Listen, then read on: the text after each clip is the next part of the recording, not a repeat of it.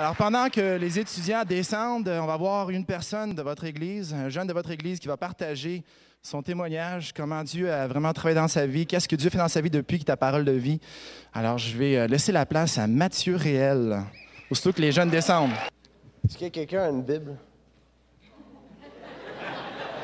Ça commence mal, j'ai pas ma Bible, puis j'ai pas la même cravate que tous les autres gars. Ça va bien? Comme vous savez, je suis bon devant plus que 10 personnes. Fait que je vais commencer par prier. Seigneur Dieu, je te remercie ce matin d'avoir la chance de partager devant mon Église, Seigneur. Puis d'avoir la chance d'être à Bethel. Puis je te prie de bénir le reste du culte, puis ce que je vais avoir à apporter sur ma vie. Amen. Comme vous savez, la plupart, je viens d'une famille chrétienne. Puis j'ai une belle maman juste là. Puis, ouais, c'est ça. Mes parents m'ont éduqué toute mon enfance puis toute mon adolescence dans la foi chrétienne. Puis disons que, pour faire une histoire courte, ça a mal viré pendant un bout. Puis, j'ai été 3 ans dans l'univers déplaisant de la drogue. Puis, disons que j'ai toujours su, même si j'étais dans la drogue, que j'appartenais à Dieu parce que je pouvais pas être tourmenté comme ça puis pas lui appartenir. Tu peux pas, comment dire ça, tu peux pas être troublé de même dans ta tête puis pas appartenir à Dieu, pas être une brebis de Dieu. Puis c'est ça, à un moment donné, j'ai décidé d'arrêter. J'ai fait, Seigneur, faut que ça cesse, faut que ça s'arrête. Faites quoi? Puis je suis parti en désintox, la 2e désintox. Puis cette année-là, dans le fond, c'est au début de l'année. Il y en a qui le savent. J'ai été 3 mois dans une thérapie chrétienne dans la Beauce. Puis disons que j'ai appris, j'ai eu un coloc là-bas vraiment écœurant, qui était un homme de prière qui me bénit abondamment, sérieusement.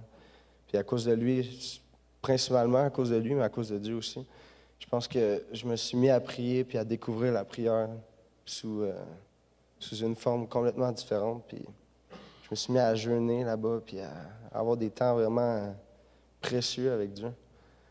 Puis disons que on n'avait pas... Là-bas, la maison était comme quasiment en train de tomber. Là. Puis on dirait que le Seigneur me mettait à cette place-là, abandonné à moi-même. Il n'y avait pas de staff, carrément. Genre. Fait que j'étais laissé à moi-même face à Dieu. J'étais obligé de me retourner vers lui pour m'en sortir. J'étais là. Il fallait que j'aille dans la prière puis dans la louange pour faire de quoi avec ma vie. Fait que c'est ça. J'ai eu une expérience incroyable là-bas. Puis c'est là-bas que j'ai décidé d'aller à Bethel.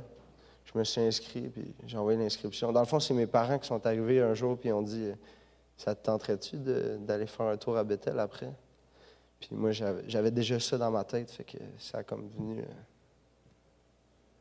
ça a venu confirmer ce que je pensais.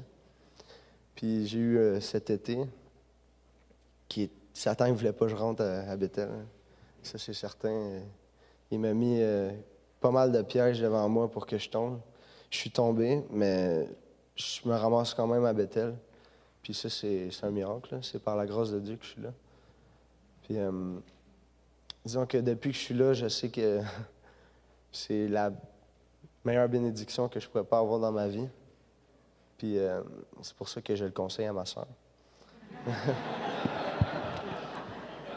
Je le conseille aussi à tous les autres jeunes qui veulent, s'ils ont un sérieux à vouloir découvrir le Seigneur, ben allez-y, c'est merveilleux, je veux dire.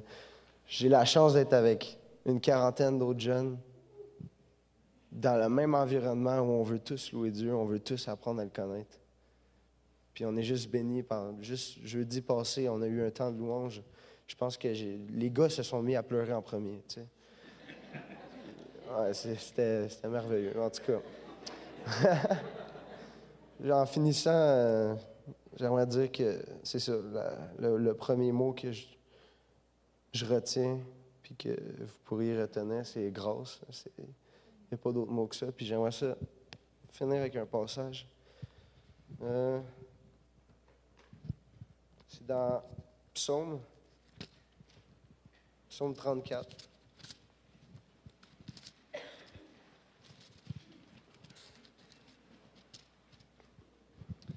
C'est un passage qui m'édifie. Je veux dire, quand je vais pas bien, puis ça arrive souvent, je vais lire ça, puis sérieusement, ça me remet sur pied. C'est Psaume 34.